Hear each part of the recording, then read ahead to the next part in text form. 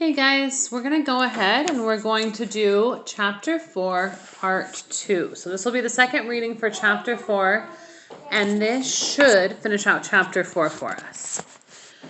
Frantic, the foreman, one day noticed the gold-crowned tooth in my mouth. "Give me your crown, kid." I told him it was impossible, that I could not eat without it. "What do they give you to eat anyway?" I found another answer. The crown had been put down a list after medical inspection. This could bring trouble on us both.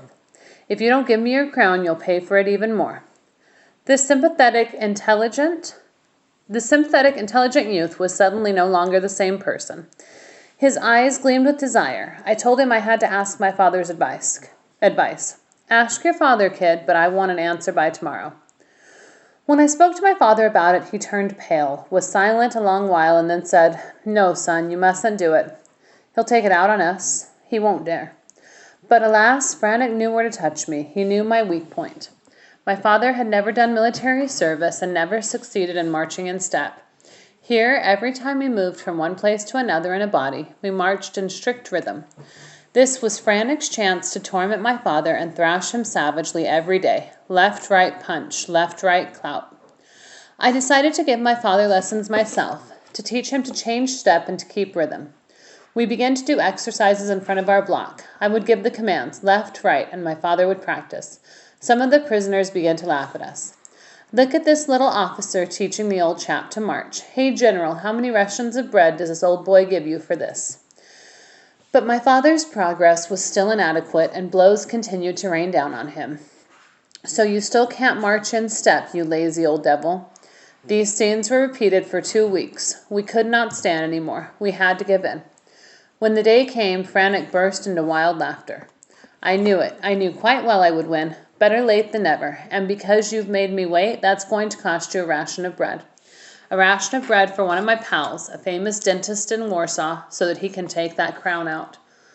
"What? My ration of bread so that you can have my crown?" Frantic grinned. "What would you like then? Shall I break your teeth with my fist?" That same evening in the laboratory, the dentist from Warsaw pulled out my gold tooth with the aid of a rusty spoon. Frantic grew kinder. Occasionally he even gave me extra soup. But that did not last long.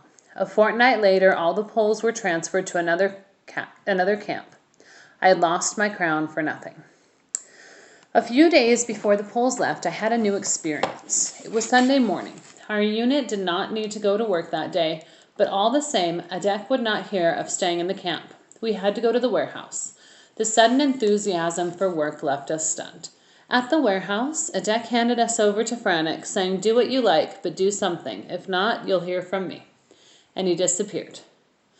We did not know what to do. Tired of squatting down, we each in turn went for a walk through the warehouse, looking for a bit of bread some civilian might have left behind. When I came to the back of the building, I heard a noise coming from the little room next door. I went up and saw Adek with a young Polish girl, half naked, on a mattress. Then I understood why Adek had refused to let us stay in the camp, moving 100 prisoners so that he could lie with a girl. It struck me as so funny that I burst out laughing.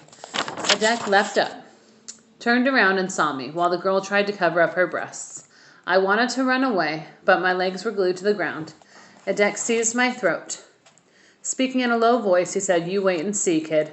You'll soon find out what leaving your work's going to cost you. You're going to pay for this pretty soon. And now go back to your place." Half an hour before work usually ended, the capo collected together the whole unit. Roll call. Nobody knew what had happened. Roll call at this time of day? Here? But I knew. The capo gave a short speech. "An ordinary prisoner has no right to meddle in other people's affairs.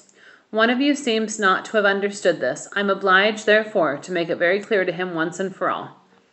I felt the sweat run down my back. "A7713.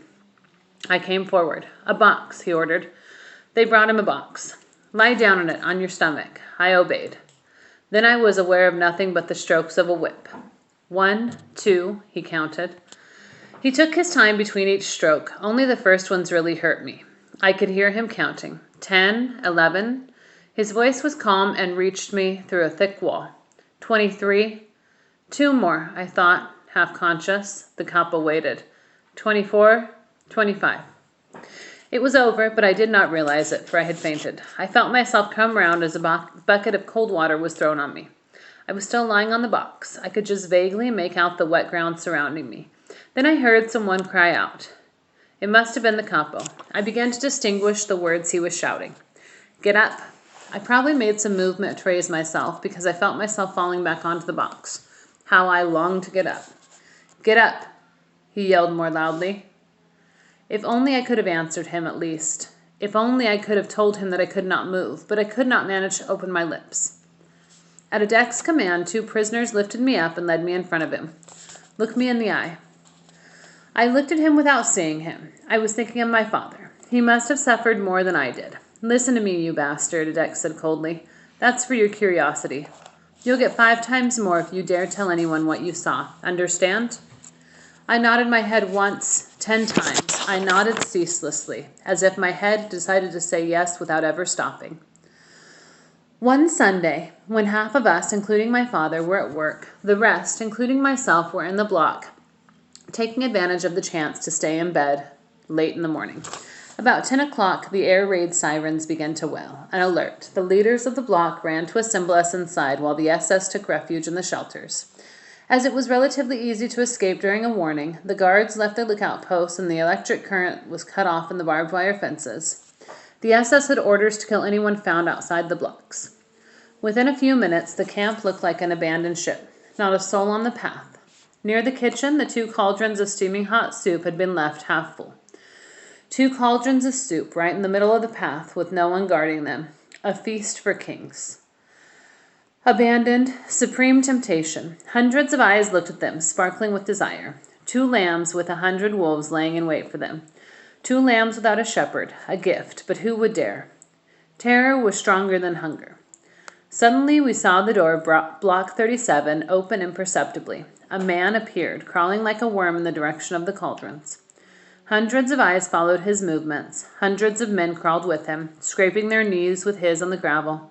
Every heart trembled, but with envy above all. This man had dared.